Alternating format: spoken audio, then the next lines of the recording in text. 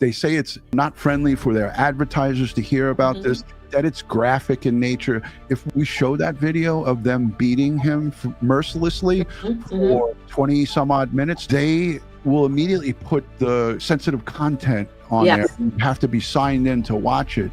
It's just, for me, it makes me want to do it more and more.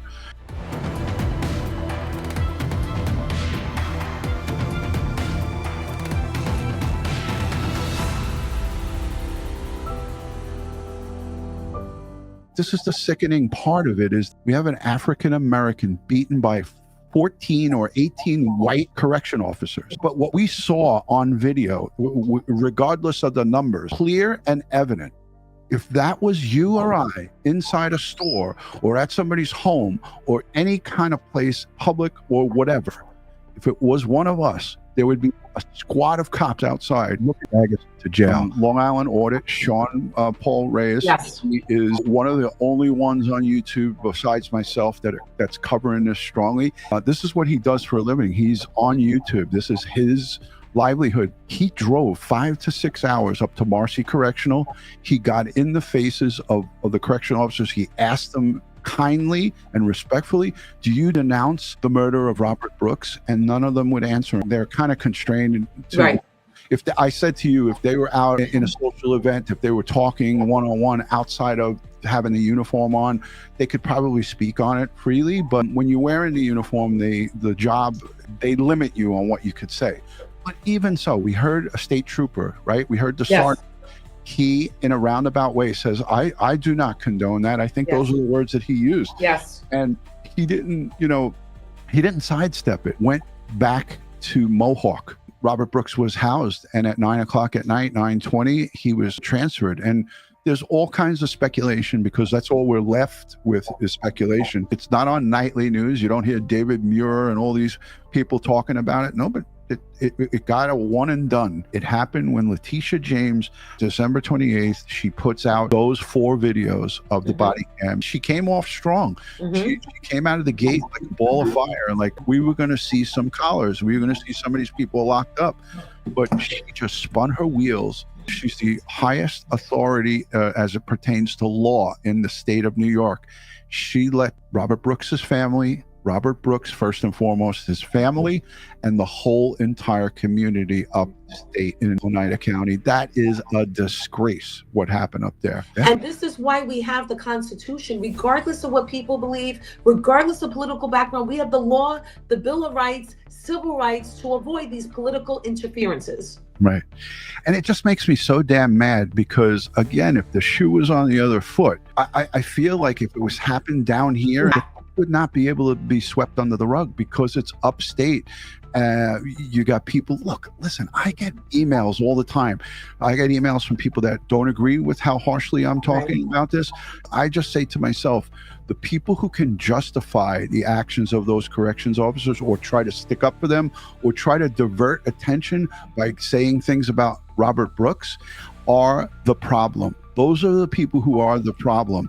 And for people to try to deflect from something that we clearly saw with our own eyes, not on a picture, we saw a moving video of this man's life being beaten out of him by at least 4 that were participating, and 2 sergeants who stood and watched, and a whole bunch of other COs that stood and watched. Remember that sergeant was tapped by one of the COs? Move away by his cop?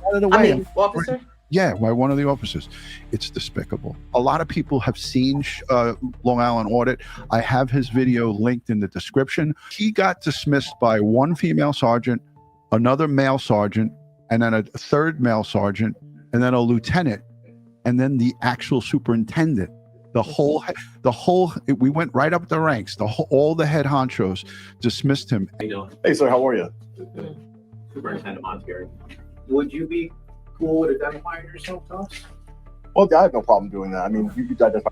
Amazing Ant, you heard him identify himself, the superintendent. It was that guy, Montieri or whatever. He said it right away. So this is the new superintendent. He brought him out. The old superintendent, as we know, got booted. So this is the new superintendent. That sergeant read the sheet that he has here is a statement that he's going to read to him.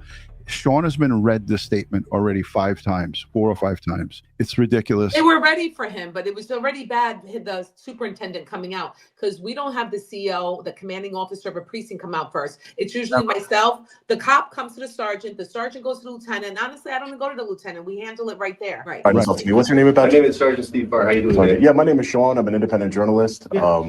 Again, I'm just here to ask some questions, exercise the statutory right. I don't know if you're familiar with the New York State Right to Monitor Act. It encompasses correctional officers, law enforcement officers. There's no exception for correctional facilities. I'm sure, as unfortunate that may be for you guys. I'm here to ask questions about Robert Brooks. From my investigation, from the news reports, he was housed here, correct?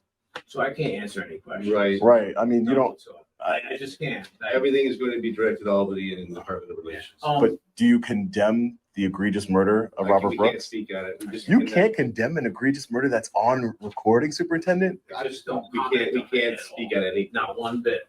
I just can't. It's such an egregious. You guys should be protesting right along with So me we can't for their speak on arrest. anything. But Can we help why? you with something though, or you just? So just give me a second. I'm so sorry. I'm sorry, ma'am. How long have you been the superintendent?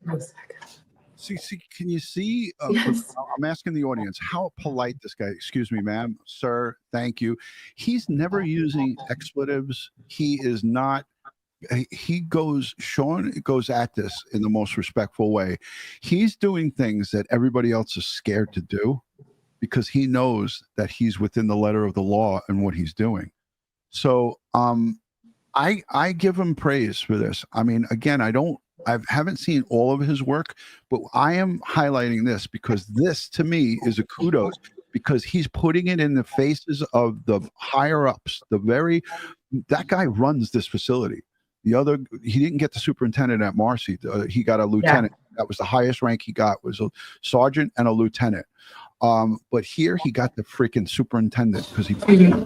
Acting superintendent. Sorry, ma'am. August 12th to 21, and then the superintendent on April 22nd. So Robert Brooks was housed here, correct? I'm not going to answer any questions. I really wish I could.